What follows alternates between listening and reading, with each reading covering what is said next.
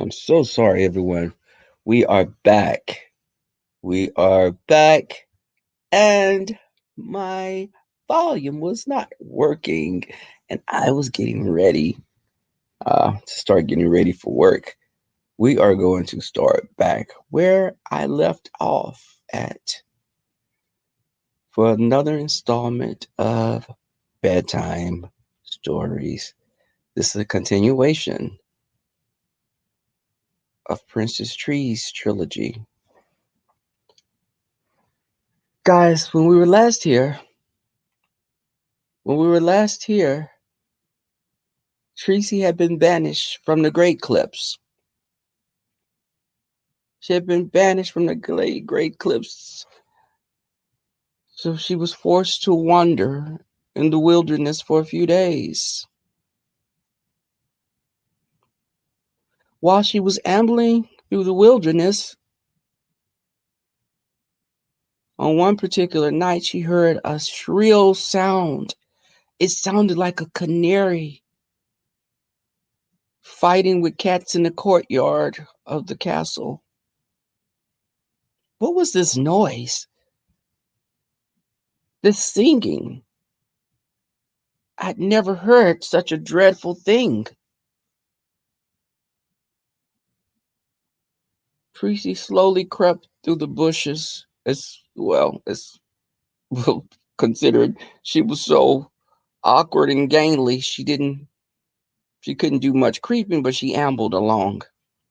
Now she came upon a group of ragtag travelers. They were all sitting by a fireside, roasting what it seemed to be a rabbit that they had captured. And they were eating some type of a gruel, fighting over the gruel. Now, there were three travelers that she could see. One was tall and gangly, the other was very short, the last was very portly and wide. Tracy thought that she was well hidden, but one part of the group looked at her, the larger one that appeared to be female. She looked in Tracy's direction and said, "Come out. I can smell you." Tracy was terrified. Should she run?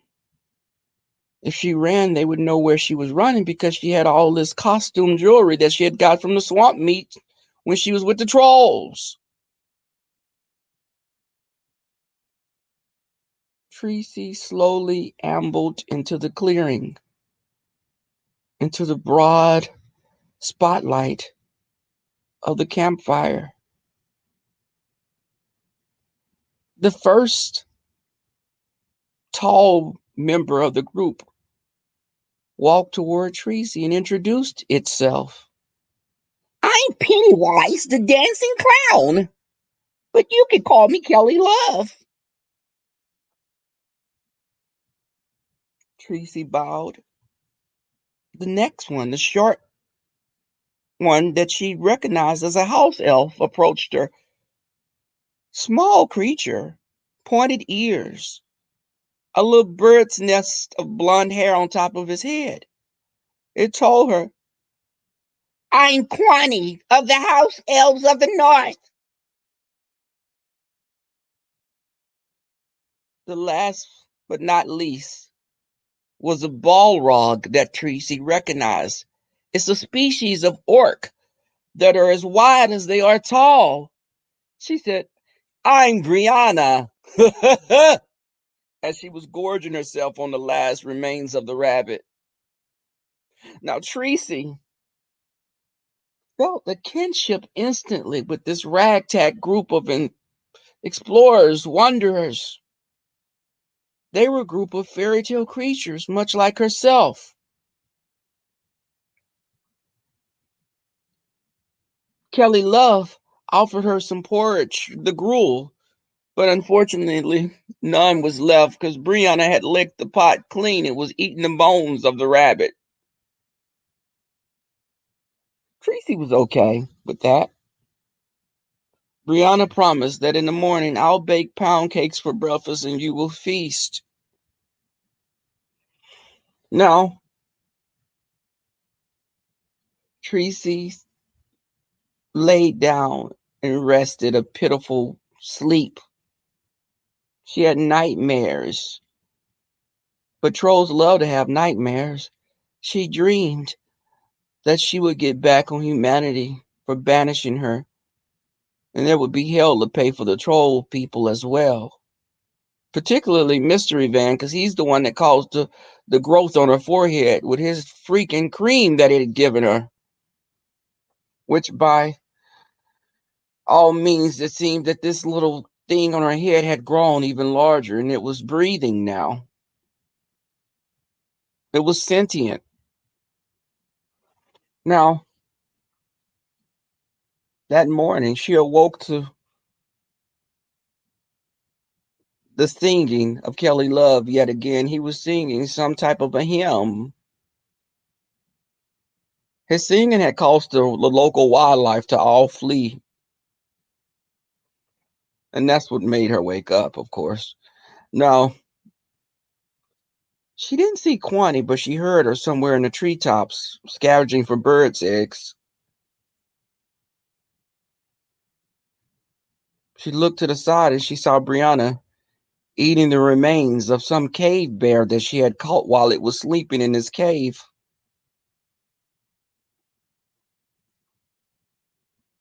Tracy smiled.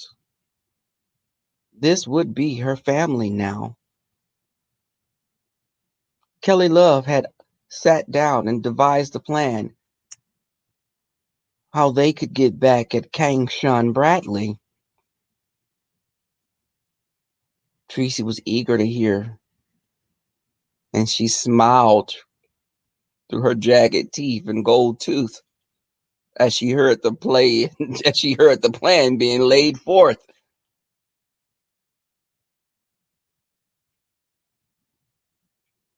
They would wait till nightfall and they would let Big Bree turn to the side and block out whatever moonlight that was coming into the courtyard. Now, Quani, being a house elf, she had the ability to make herself shrink smaller than what she already was. If she can go through the drainage pipes. This had also given her a little second job. When she would go through the drainage pipes, the little hair on top of her head acted as a Brillo pad and it would clean the pipes out for the locals town people. But this time she would go through the drains and unlock the gates to the courtyard so they could all enter. Duchess, the Kelly, the Love would start singing. His singing would cause the animals to stampede through the courtyard and out the gates.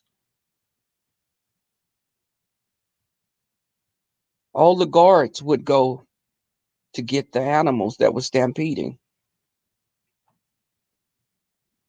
Tracy would hide in the shadows with her hammer and wait to make her move then. Oh, yes, Kang Shun would pay this night.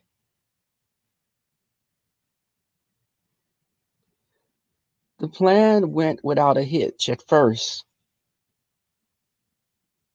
until Brianna smelled some pork cooking over an open fire.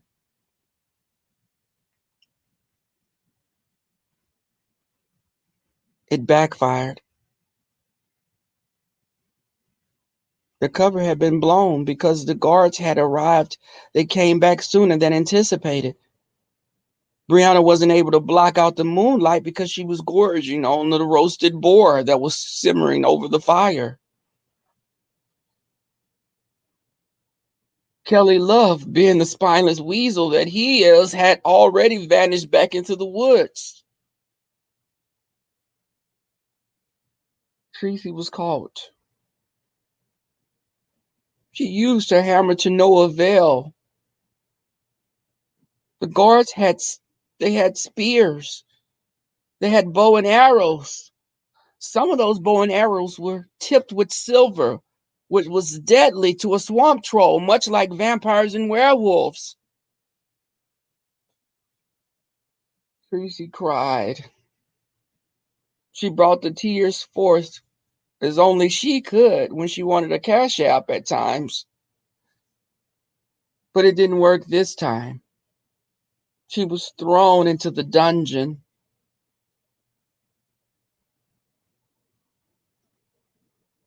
They told her by noon the next day she would be hung. Tracy looked between her legs and she said, "Well, I'm already hung. Swamp trolls display male and female characteristics, and she was hung more than any other swamp troll, with her male features, that is."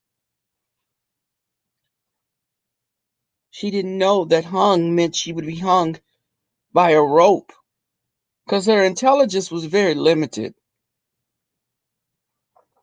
Now, Kang Shun came down that night in the late hours to speak with Tracy. And he told her, "Motherfucker, did you think this would work, bitch? Did you think this would work? You was a stupid motherfucker, Tracy." Tracy cried. He said, "I only wanted love. Why can't I be loved? Yes, I'm not the prettiest troll. I am probably the most horrid in the face, and my body's probably the worst that has ever been made. But I want love. Man, woman, animal, just something to love me." Kang Shun looked at her and laughed as he sipped on his goblet. "Motherfucking bitch, tomorrow you get hung for all to see. Stupid motherfucker, I'm out of this bitch." He left. Tracy heard a noise. What was this? It sounded like a rodent. She saw a little blonde tuft of hair come through the sewage. It was the house elf, Kwani. Kwani was there to rescue Tracy. She told her, "Now, Tracy, don't be stupid because we know you're not smart. Listen to whatever I tell you. Follow my lead. You got that?" Tracy was, "Yes, yes, Kwani. Because you know we all love you, Kwani." "I don't give a damn, Tracy. I don't care about y'all loving you. I hate you all. Just follow me. Stop being so stupid." "Okay, Kwani. Whatever you say." "I love Kwani." "Tracy, shut up. Let's go."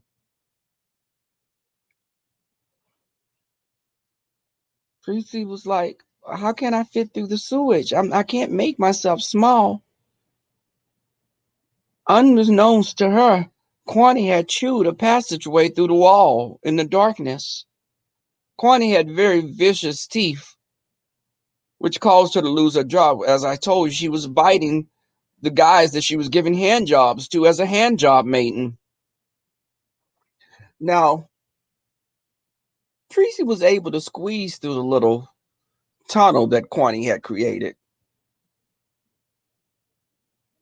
and they were hidden by the shadows of darkness. Kwani led Tracy, and Tracy didn't question anything. She followed Kwani mindlessly as usual. They came out into an opening in the woods. Tracy was so happy to be free. She wouldn't die. She would live another day. Kwani then told Tracy, "This is the plan. We're going up north." Tracy was fearful, but she didn't want to question Kwani because Kwani had become her leader.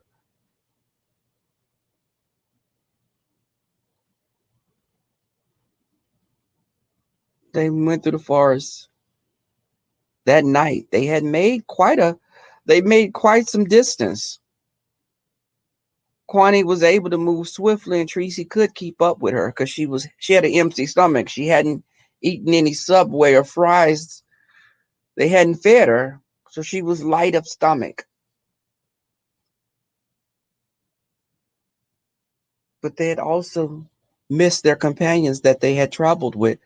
Duchess Love had long since vanished and left them. He wasn't coming back. He was on to the next kingdom. But they did miss Bree. There was something about her that they missed, and she wasn't so bad. She had a heart of gold, jelly, donuts. But they would find her. They knew there was hope. Tracy sensed that they would come back upon her sister. She looked at them as her sisters now.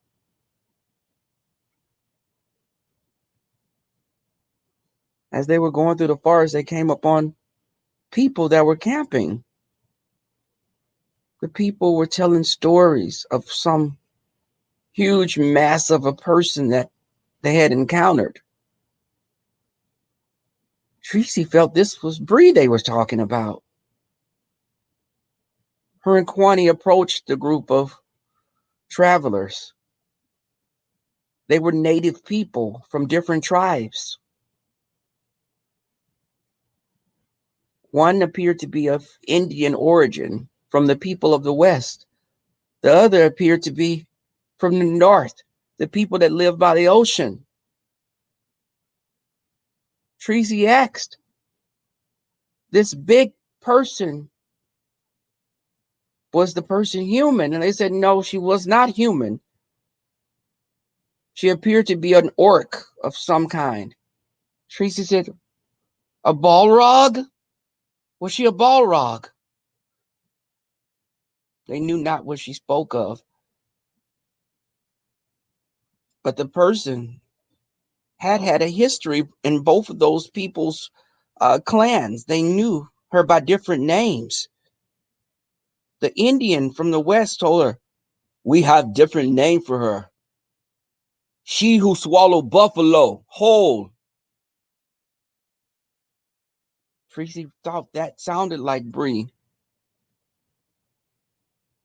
The native person that lived by the ocean said, yes, we have name for her as well. Well that walks on land. Land well. My people fear her. Tracy had tears going down her cheeks. This was her Bree. They pointed in the direction where the trees had been trampled and said, she is in that direction. Tracy hugged Kwani, which upon Kwani bit the shit out of Tree. And it was just out of habit.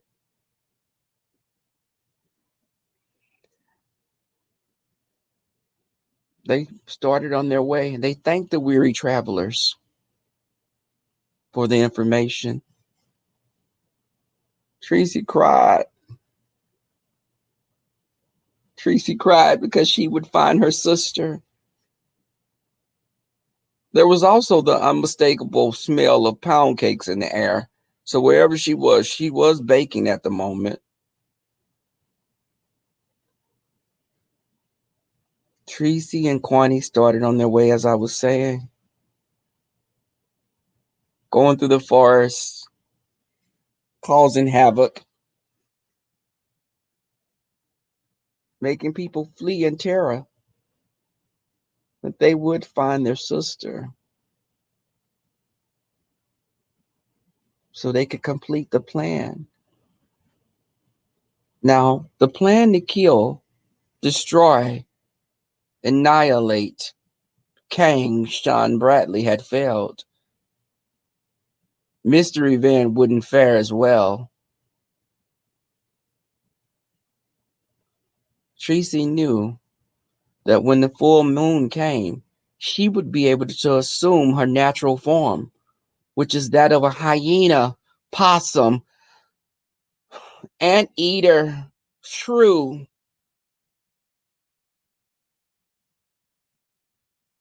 Oh, yes, Mystery Van would be taken care of.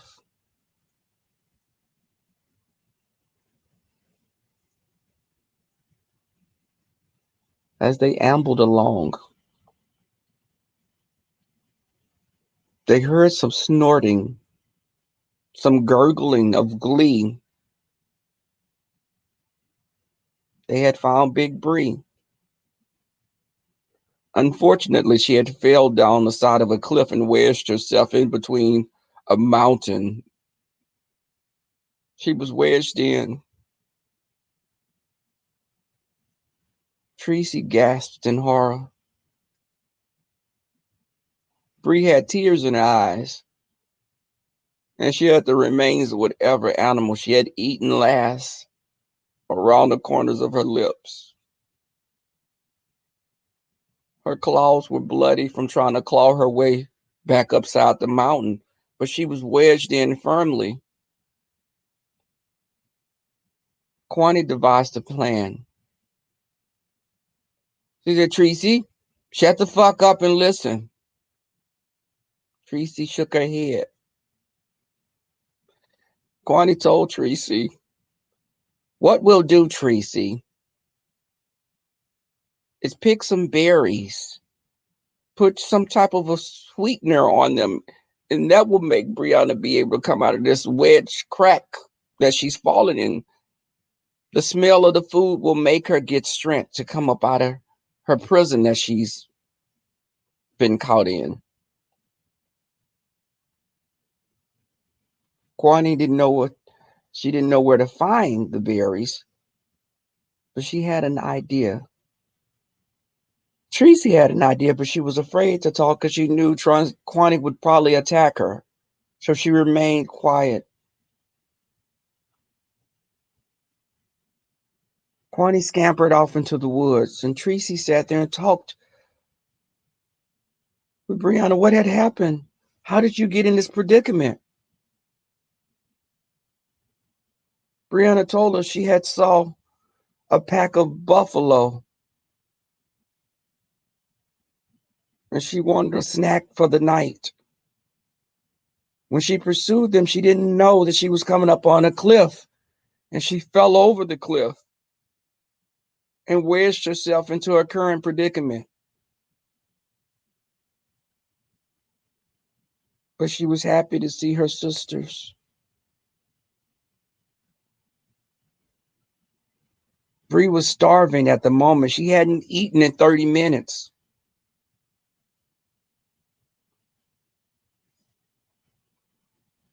Kwani returned with the berries and some type of sweetener that she had pilfered from a local farmer. As Tracy was talking to Brianna began, she looked like she was in a trance. Her eyes glazed over. She started salivating. She smelled the berries with the sugar on them.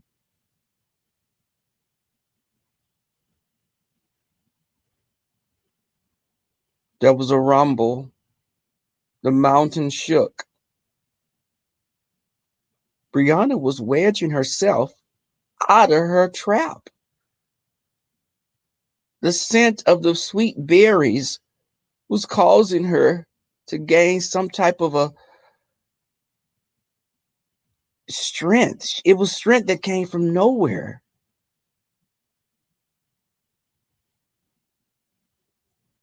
Brianna slowly clawed her way up out of her prison over the cliff. She got out of the way for fear of being trampled. She spoke, she yelled at Brianna. Brianna was in a trance. Her eyes had rolled back like a shark before it attacks. It was as if Brianna was she was a different person all of a sudden. Kwani left the basket in the clearing and quickly scampered out of the way.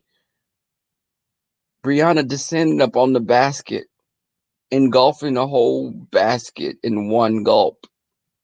Not unlike a snake, her jaw unhinged itself and just swallowed the damn basket whole.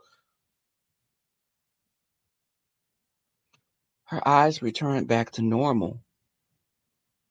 Tracy felt safe, and so did Kwani.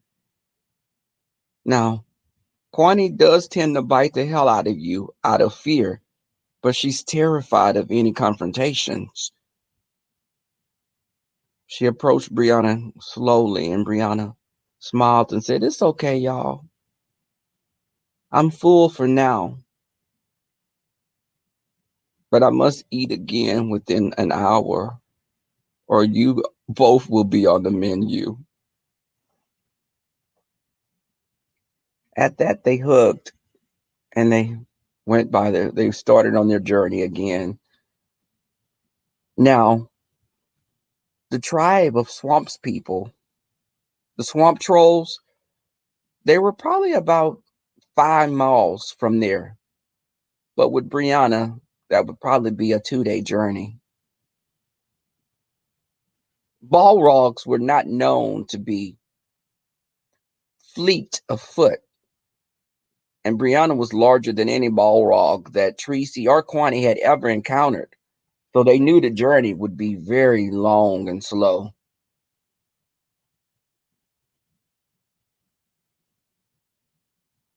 Kwani devised another plan.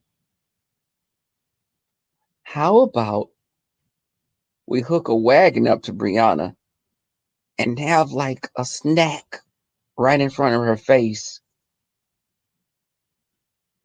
That will compel her to move faster for the snack reward. Teresa didn't know what kind of snack they could find, though. Like an apple, grapes, perhaps?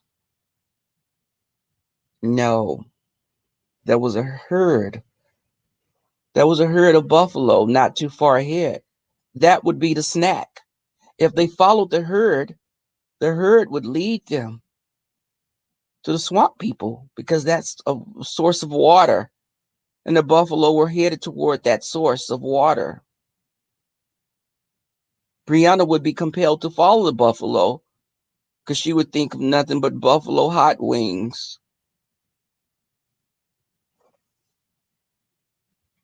That's what Kwani said. Now Tracy was like, "Do buffaloes have wings?" And upon that, Kwani remarked, "Tracy, don't be so fucking stupid. I'm just saying. That's what she'd think." And and Tracy quickly shut up for fear of being bitten again by Kwani.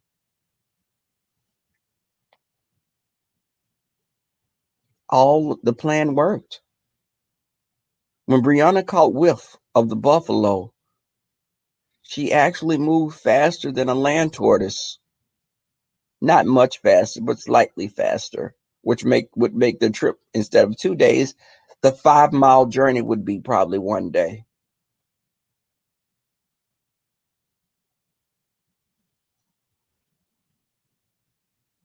Tracy could just taste Mystery Van. She could taste his fear.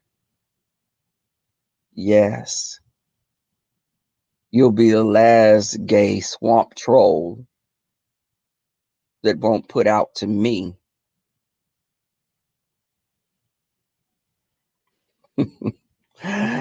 Yes, they'll all pay. I'll get them all.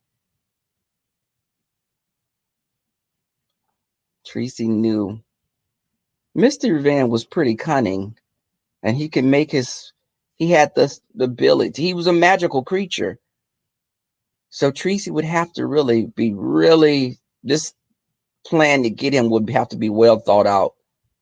Because Mystery Van, he was a changeling. He could change from white to black in the blink of an eye and mix in with their other trolls. He would be a deep, dark black purple, or either a high albino white. So Tracy knew she didn't want him alerted. to her presence. So she would have to wait again to the cover of night while he was sleeping or doing his makeup or when he had his face cream on.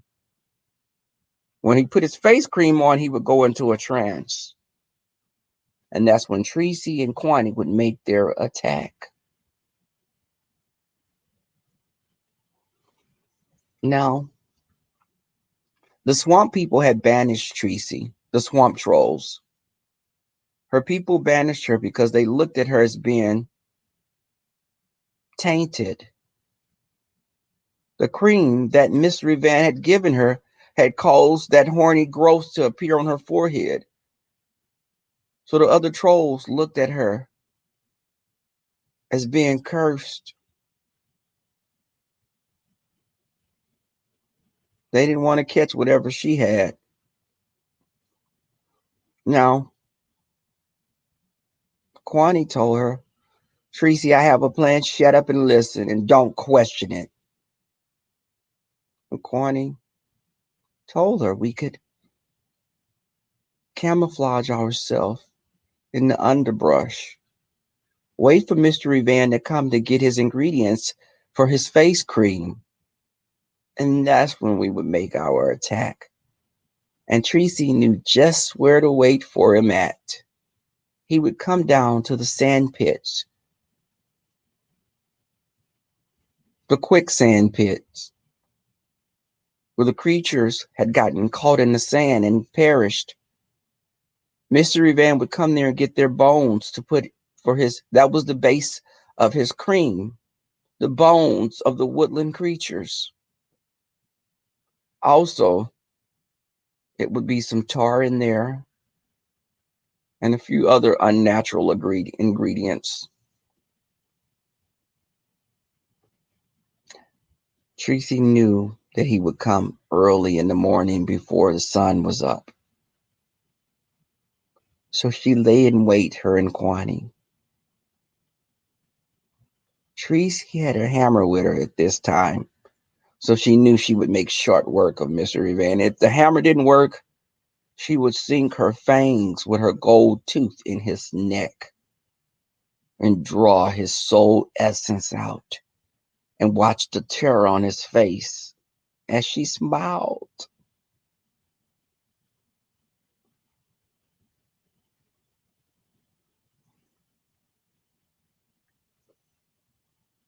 Oh, yes, Mystery Van, the day of reckoning is here. This is the end of part 2 of Bedtime Stories, The Princess Tree Doll Chronicles.